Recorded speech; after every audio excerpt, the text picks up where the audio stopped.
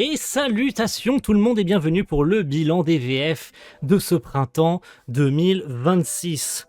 Une saison rythmée sous les dramas. Vous n'êtes pas passé à côté, j'en suis sûr et certain, avec ce qui s'est passé notamment du côté de chez Crunchyroll. Ils n'ont pas été les seuls, ADN a aussi plongé un peu dedans, notamment sur une série, même s'ils ont réagi très vite. Crunchyroll n'a pas réagi selon ce qu'on espérait.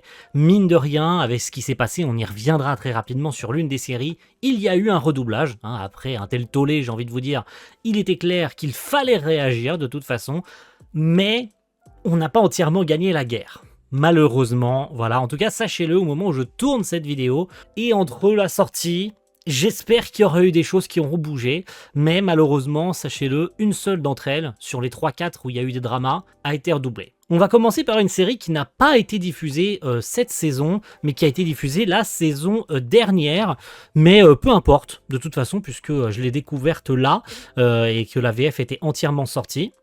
Ça s'appelle Ton visage au clair de lune, In the Clear Moonlight Dusk, une série plutôt sympathique, c'est une romance en fait, voilà, où l'héroïne principale est, on va dire, alors en l'occurrence, voici le carton de doublage, comme ça je peux en parler, Yoi Takiguchi, qui a l'apparence d'un mec en fait, qui est le prince du lycée et qui fait la connaissance de Kohaku Ishimura, qui est donc un doublage belge, en l'occurrence ici, vous le voyez sous vos yeux, un doublage VSC dirigé par Laurent Vernin, avec une Claire Teffenin et un Pierre Lebec extrêmement convaincants. Le jeu est ok, l'ambiance est ok, c'est pas la meilleure romance que j'ai vue, c'est même certainement l'une des romances les plus osef que j'ai vues ces derniers mois, mais mine de rien, la VF existe et sans cette VF, je n'aurais tout simplement pas découvert cette série. Donc on peut remercier le jeu, même si on les voit un peu trop souvent, de Claire Teffenin et de Pierre Lebec, de manière globale de toute façon, puisque c'est eux qui sont le plus souvent à l'écran,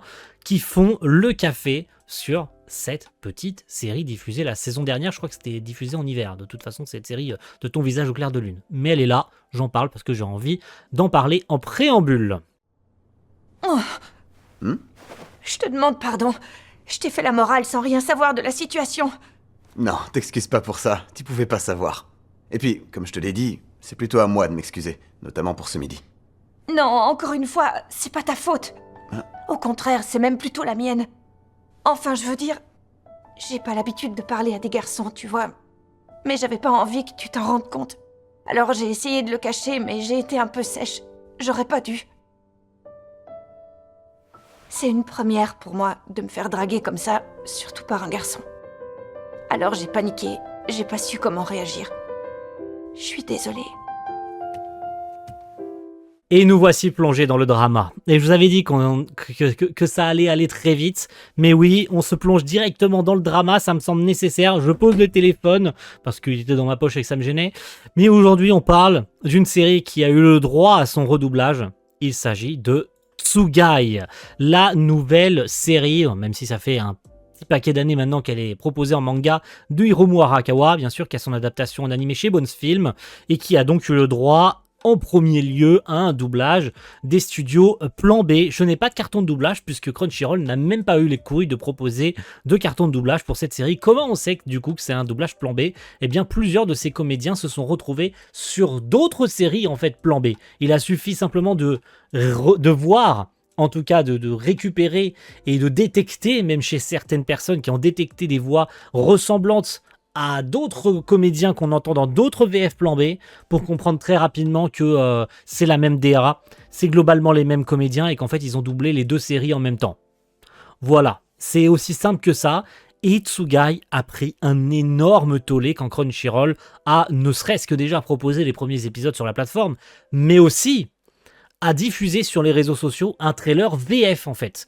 La VF était déjà pas appréciée à ce moment-là, ça faisait déjà un tollé, mais ils ont osé diffuser un trailer VF de cette VF immonde de chez Plan B en fait. Le doublage de Tsugai a été arrêté à partir du 4e épisode et redoublé entièrement chez VSI Paris, avec une direction artistique d'Estelle Dehon, où on retrouve un Hugo Brunswick, une Laure Filiu, on retrouve Valérie Bacher, on a même la chance d'avoir Bruno Coel sur Dera qui est parfait, et on retrouve globalement des comédiens que vous connaissez en fait.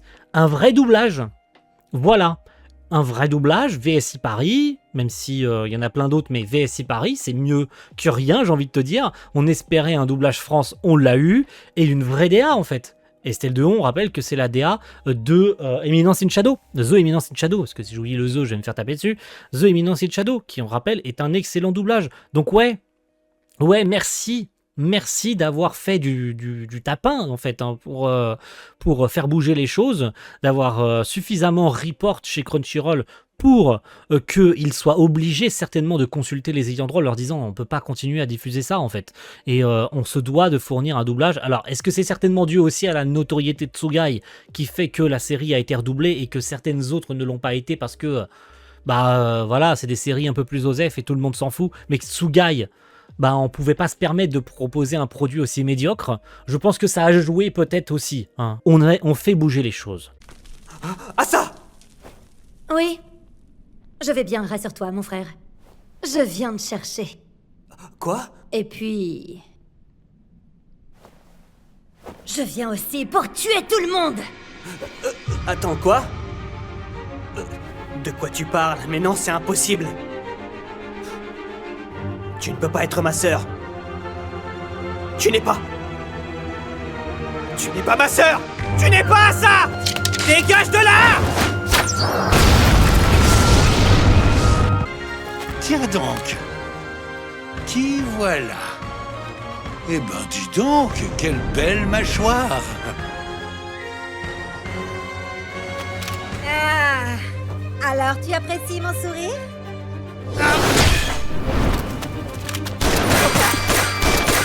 Impressionnant cet émail comme bouclier. Aurais-tu éliminé toutes les forces terrestres? Ah ça! Oui.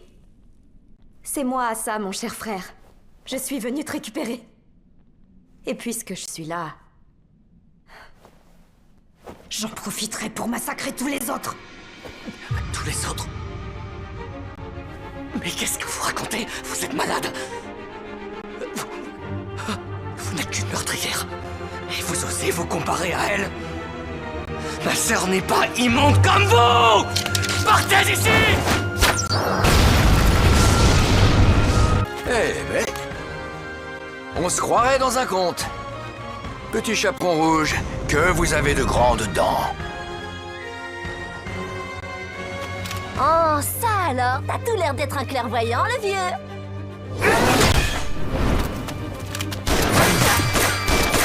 Cet émail est plus dur que le diamant. C'est toi qui as éliminé nos hommes dans la forêt, papy? Pas partout, et ça va être d'ailleurs sur la prochaine série qu'on va pouvoir évoquer ça, c'est sur Nakamura. Alors j'ai pas le nom complet comme ça, mais vous voyez très bien de quelle série on parle, la série BL, voilà, parce qu'autant le dire, c'est une série BL, une série yaoi de Nakamura, qui malheureusement du coup n'a pas eu le droit à son redoublage, en tout cas au moment où je tourne cette vidéo, il n'y a pas de redoublage de cette série, et il est, malheureusement, je le disais en préambule, chez Plan B, ce doublage avec une DA de Nelly Robibo. Et pourquoi je disais du coup qu'on avait su sur Tsugai, et ben ça me permet de rebondir là-dessus, et bien parce qu'on retrouvait Nelly Robibo, en fait, tout simplement sur Tsugai. Il y a même un nom d'ailleurs qui me trigger hein, sur ce doublage de Nakamura, c'est bien sûr Jean-Pierre Leblanc. Hein, voilà, c'est malheureux, mais...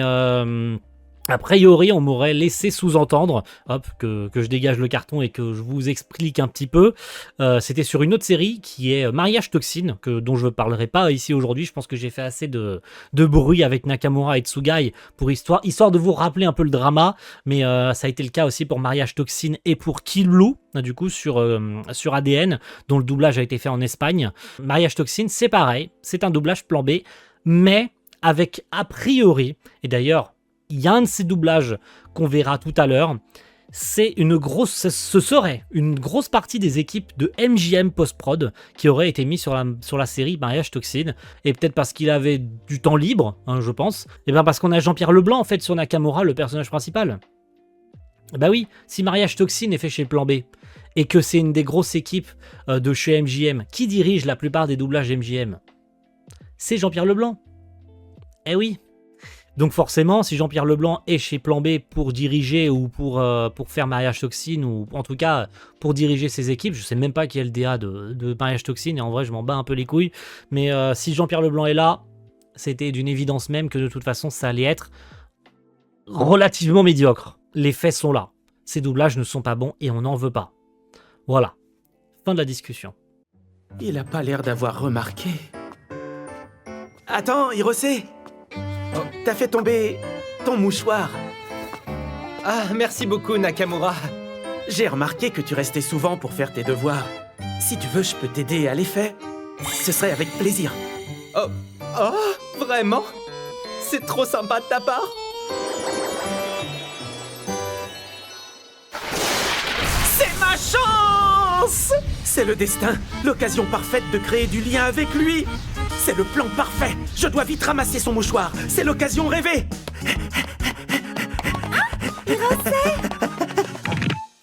T'as fait tomber... Non, je peux pas la laisser faire. Elle va ruiner mon plan. Arrête!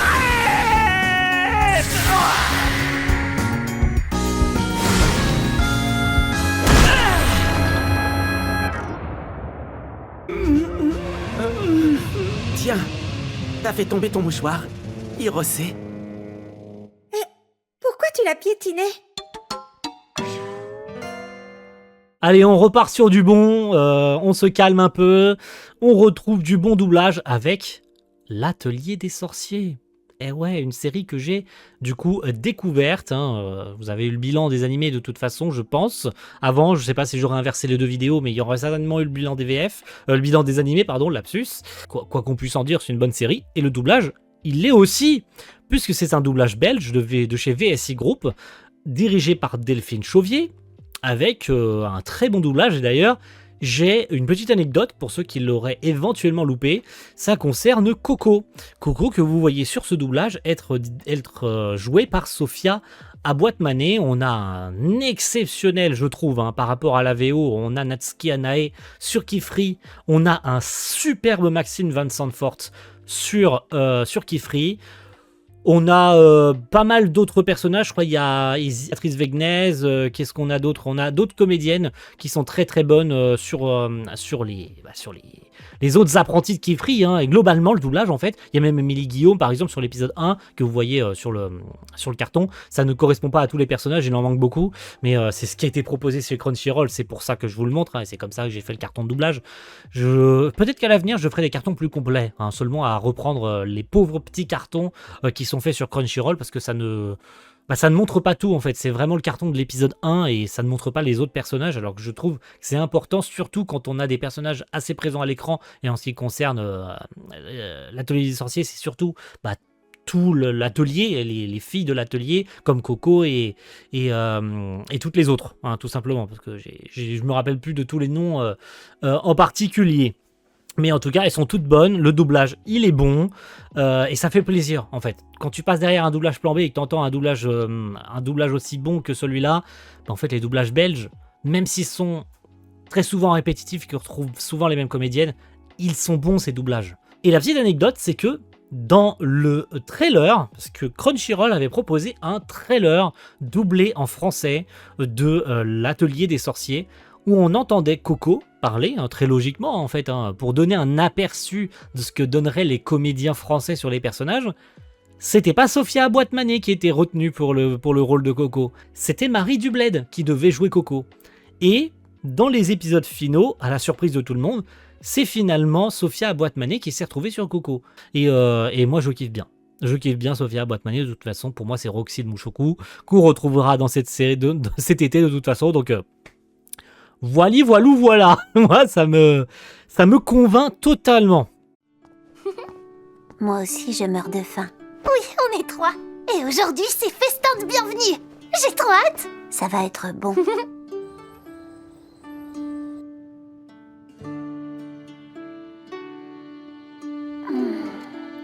Encore du ragoût. Zut. Maître Kifri, il est où le festin? Je n'ai pas pu le préparer. On le fera plus tard, je vous le promets. Où est Agathe? Elle préfère manger dans sa chambre. C'est dommage, j'aurais bien aimé qu'on mange tous ensemble pour une fois. Tant pis. Allez, mangeons tant que c'est chaud. Ah, mais avant de commencer, tu lances le repas, Coco?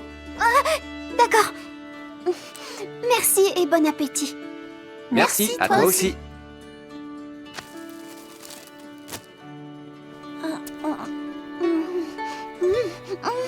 C'est super bon. Ah, on est d'accord. C'est Maître Guifry qui l'a fait. Même en cuisine, il sait tout faire. Oui, je vois ça. Le blé de la région est de bonne qualité, c'est tout.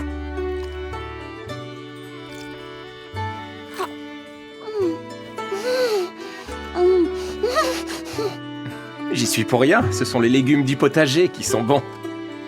Merci pour ce repas. Cette série, je l'ai beaucoup aimée, et d'ailleurs, c'est une série, je l'ai dit certainement, mais je le répète, c'est jamais nécessaire de le dire, de la même autrice que You and I Are Polar Opposite, c'est The Rampart of Ice. J'ai adoré cette série, de par les thématiques qu'elle évoque, ses personnages, l'ambiance, etc. Et la VF joue très bien aussi dans les moments de tension, dans les moments d'émotion, ça fonctionne plutôt bien. Et je me suis surpris à savoir que sur le personnage principal, en l'occurrence Koyuki Ikawa, c'est Estelle Darasi. Pourquoi je dis ça? Je vais vous remettre le carton dans quelques minutes, je me permets une petite parenthèse. Dans le doublage, dans la vidéo, comme ça je la retise une deuxième fois, dans le sujet VF de Re:Zero, je descendais un peu, ce serait un peu méchant dit comme ça, mais je trouvais Estelle Darasi vraiment pas bonne, voilà, sur Re:Zero, puisqu'elle était à l'époque sur le doublage de All the Anime de Re:Zero, qui est pas bon en fait, hein, qui est vraiment, tu l'attrapes, tu le jettes à la poubelle, loin, tu l'oublies, ce doublage, il n'a jamais existé. Estelle Darasi était là, elle a doublé un personnage et elle était juste pas bonne, alors qu'elle jouait en plus un personnage central de Re:Zero, et là, en tant que Koyuki Ikawa, eh bien elle est impeccable, il n'y a rien à lui reprocher. Et pareil pour la plupart des autres personnages, hein. Kylian Trouillard en Hayato Akayoshi, Miki avec Alice Orsat, Minato avec Maxime Baudouin, Yota avec Victor Niverde, bien sûr, hein, du collectif Retake. Le doublage est bon, et c'est un VSI Paris dirigé par Grégory Lenné, et c'est un doublage Netflix. Eh oui, logiquement, bah oui, vous avez vu l'affiche, de toute façon c'est marqué Netflix. Grégory Lenné, VSI Paris, c'est classique de toute façon des doublages Netflix, c'est souvent Grégory Lenné qui est derrière la cabine, et les doublages sont toujours convaincants. Ils sont pas exceptionnels, mais ils sont parfaitement convaincants, et c'est en fait, encore une fois, même si ça donne l'impression qu'on se répète 100 000 fois, c'est tout ce qu'on demande à une VF, d'être convaincant, de jouer dans le bon ton, d'être dans le juste dans l'émotion, d'être dans le juste dans la colère, d'être dans le juste dans la joie et dans la bonne humeur, bref, que ça te sorte pas du truc en fait. Et comme pas tous malheureusement, les doublages plan B, mais Rampart of Ice fait le café. Comme la plupart, comme l'Atelier des Sorciers, comme le nouveau doublage de Tsugai, comme Ton visage au clair de lune, et toutes les autres VF qu'on évoquera derrière. Eh ben, Koyun, t'as l'air particulièrement concentré aujourd'hui. Eh, change pas de sujet, toi. Bah, en fait, j'essaie de trouver un moyen de faire taire les distractions qui encombrent ma tête. Parce que t'as beaucoup de distractions dans la tête, Koyun. Oh oui, tout un tas, t'imagines pas.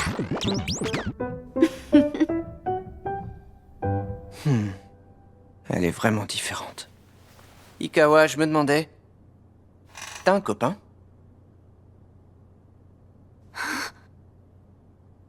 Non, j'ai pas de copain, non. Pourquoi il me demande ça subitement? D'accord, c'est bon à savoir. Ça sortait de nulle part. Je me demande pourquoi il m'a posé cette question. Tu connais un certain Igarashi? Est-ce qu'Igarashi essaierait d'obtenir des informations par l'intermédiaire d'Amamiya? Non, c'est pas possible. Je me fais des films. Il aurait jamais pris le risque de parler de moi à quelqu'un. Et puis, c'était il y a longtemps. Et c'est pas le style d'Igarashi de faire ce genre de choses. Minato, courtiser Koyun est interdit, n'y pense même pas. Même si la VF qu'on évoquera derrière, et c'est parfait comme transition, n'est malheureusement pas parfaite. Je vous parlais de MJM tout à l'heure. Et oui, c'est un doublage qui a été proposé par ADN, et mon Dieu, qu'est-ce que vous nous avez proposé là? C'est bien dommage, parce que même si la série elle est pas terrible, et cette série c'est My Gift Level 9999 Unlimited Gacha, oui j'ai décidé de dire le nom en entier, histoire de vous rappeler un petit peu que c'était sorti sur ADN, cette série là, où le héros, en l'occurrence, voici le carton de doublage. Comment il s'appelle le héros principal? J'ai complètement oublié. Light, voilà, excusez-moi. Light a un pouvoir spécial, mais il est rejeté par son groupe, et puis finalement, il va vouloir se venger, et donc construire une gigantesque comment on dit, organisation pour se venger des gens qui lui ont fait du mal, qui ont voulu le tuer. Et donc ce doublage MGM post-production dirigé par Jean-Pierre Leblanc, le grand, le magnifique Jean-Pierre. Oui, je me moque un peu, puisque ce doublage, je suis désolé, mais oubliable as fuck. Hein. Light par Pablo Cherret Iturlard. J'espère ne bien le prononcer, si c'est le cas, j'en suis vraiment désolé. Et ok, c'est pas parfait, c'est en fait la direction des comédiens qui me dérange. Nathalie Bien-Aimée en Sacha.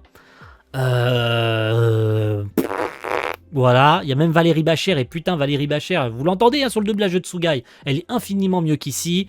Il y a même Yann Pichon, il y a Vincent Deboire qui est là, il y a quand même il y a Romain Pichon aussi, il y a père et fils qui sont là, il y a Frédéric Marlot. Eh oui, Frédéric Marlot, elle est là, ça faisait longtemps qu'on ne l'avait pas entendu sur un doublage français, elle est là. On a Christophe Saunier. La dernière fois que j'ai dû entendre Christophe Saunier, ça devait être sur comment ça s'appelle cette série? Sur Blue Exorcist, pardon, je cherchais le nom. Sur Blue Exorcist, on a Frédéric Soutrel aussi qui est là. On a même Rocher Bérangère. On a même Alexandre Coadour. Eh oui, Alexandre Coadour qui est sur les doublages. Oh mon Dieu, qui est sur les doublages Plan B aussi. Voilà. C'est juste pour vous signaler un petit peu que les doublages MJM, de toute façon, ça n'a jamais été de la qualité.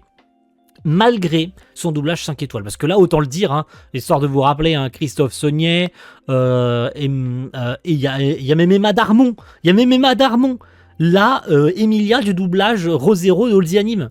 Voilà, Frédéric Marlot. Et pour ceux qui se rappellent de Frédéric Marlot, non, vous vous en souvenez pas? Je vais vous rafraîchir la mémoire, fan de Fairy Tail. C'est littéralement, comment elle s'appelle déjà? C'est Carla de Fairy Tail, en fait. Voilà. Ouais, vous vous en souvenez, ça y est, ça vous remonte et vous avez eu des maux de tête là. Ouais, je sais. Mais c'est quand même énormément de voix que vous connaissez depuis des années.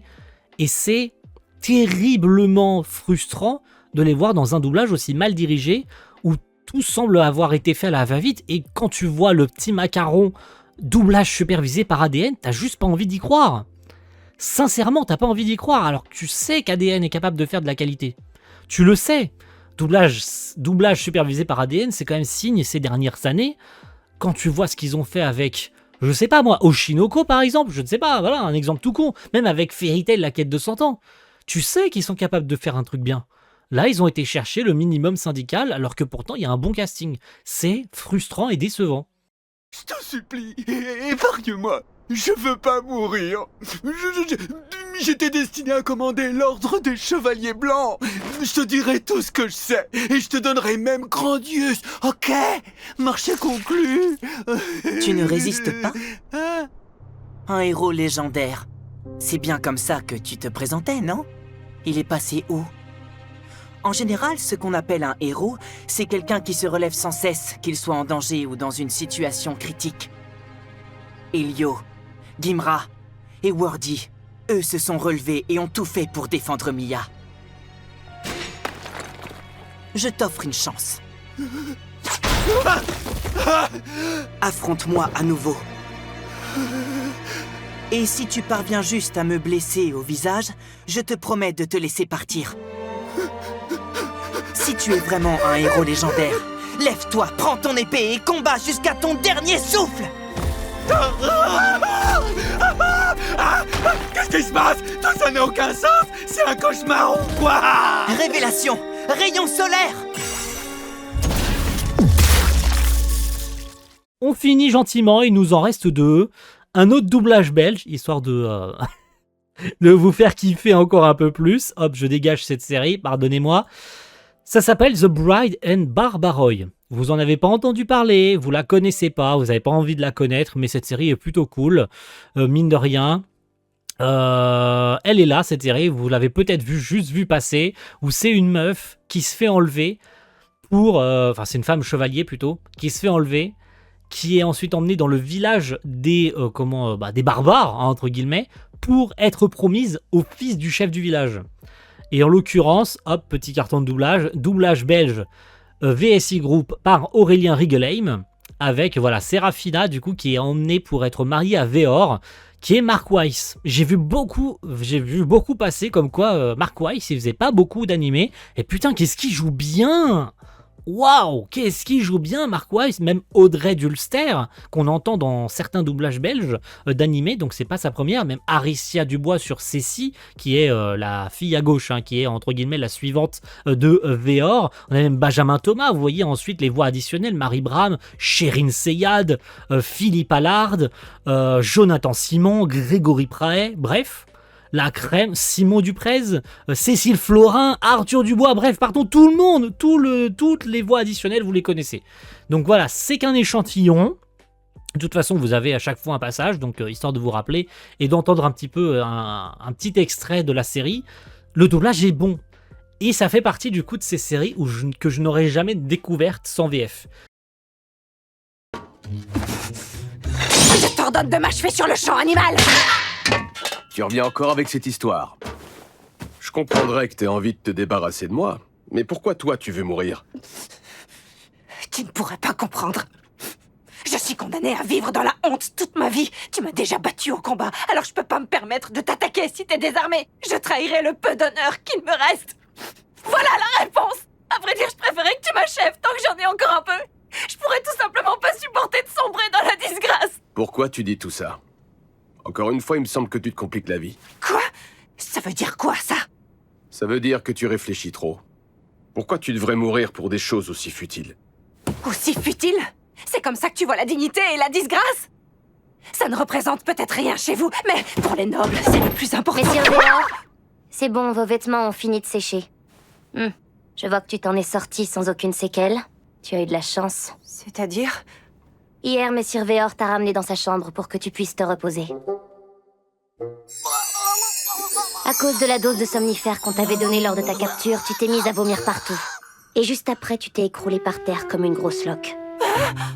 Et on finit gentiment par une série, j'ai envie de dire presque le meilleur pour la fin, même si c'est une série qui est vraiment OSEF niveau 999, c'est Vending Machine, donc moi quand je me réincarne en distributeur automatique, et sa 3e saison. Et vous savez très bien ce que je vais dire. Sans VF, j'aurais jamais regardé ce truc-là. C'est parce que un mec qui se réincarne en putain de distributeur automatique, c'est déjà loufoque as fuck. C'est pas le plus loufoque qui existe au Japon. C'est clair, de toute façon. Hein. Y a pire, il y a bien pire. Mais cette série fait partie justement des séries qui, bizarrement, tu ne sais pas pourquoi, mais cette série fonctionne. Et t'as envie de regarder, t'as envie de questionner les Japonais et de leur demander mais qu'est-ce que vous aimez là-dedans en fait? Parce que putain, mais la série en plus, je vais pas dire qu'elle raconte rien, il se passe des trucs. Hein, le coup du donjon, il faut aller sauver des gens et machin, il rencontre la Miss, et on va pouvoir mettre le carton de doublage histoire de me rappeler un peu aussi des noms des personnages, puisque c'est un doublage variation dirigé par Simon Herlin, donc c'est un doublage France, avec un superbe Guillaume Beaujolais en Hakon, en l'occurrence, hein, du coup, le distributeur automatique, bien sûr, hein, parce qu'on rappelle qu'il parle, malgré... parce que sinon, s'il parlerait pas, ça serait nul. Donc voilà, on a une Lamis avec Margot Maillet, il y a plein de voix que je connais pas du tout. Il y en a certaines que je reconnais, hein, notamment un Grégory Lenné en Yami, on a un Emmanuel Rosenberger en Cendre, on a un Alan Aubert-Carlin en Michel, le gars en armure que vous voyez sur l'affiche là. Qu'est-ce qu'on a? Laure Filiu, hein, qui est d'ailleurs sur le doublage, le redoublage de Tsugai. Et puis après, j'en vois pas 50 000 des personnes que je connais. Voilà. Il y a peut-être Johan Lévy à la louche, peut-être que je reconnais. Mais sinon, ça fait partie de ces doublages où il y a Mathieu Touquet aussi qui est là, voilà. Et il y en a certains d'autres certainement qui me reviendront. Mais voilà. Il y a Philippe Rouillet aussi qui fait le président Ours. Ouais, Philippe Rouillet que j'adore et qui est que j'ai entendu, que j'ai pas entendu depuis des années. La dernière fois que j'ai dû entendre Philippe Rouillet, ça doit être sur, ça doit être aussi sur Blue Exorcist d'ailleurs, hein, voilà. Mais voilà, le doublage il est bon en fait. La série est pas terrible, mais le doublage est bon. Donc ça équilibre un peu. La série est pas ouf. Il y a des épisodes où il se passe rien. La série, elle est oubliable au possible. Mais le doublage est bon. Étonnamment, en fait. Parce que sinon, sans ça, je pense qu'on serait beaucoup à jamais avoir regardé ce truc. Écoute neuf, mon pote. J'ai fait un truc super l'autre jour, ouais. Tu passeras à l'atelier, hein? Tu sais pas de quoi je parle, on dirait. C'est pas grave du tout, mon vieux. Salut Akon, ça va? Parce que moi ça va super bien. Oh, t'es froid, ça fait du bien. Tu passes une bonne soirée? Moi je m'éclate tellement que je suis éclatée. Sans blague, mais moi aussi je m'amuse bien. Juré craché. Bienvenue.